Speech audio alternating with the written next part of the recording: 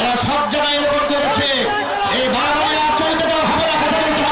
শহীদ আবু সাইদের নামে বাংলাদেশে মসজিদ বিনির্মাণ করা হবে, মাদ্রাসা হবে, কোন ভাস্কর্য এদেশের তাওহীদি মুসলমান করতে দেবেন। আপনারা কি রাজি আছেন কিনা? হাত দেখতে চাই। রাজনীতি কোনো বিষয় নিয়ে এখানে কথা বলবেন না। এই বিরোধটাকে সরাই যান, সরাই যান।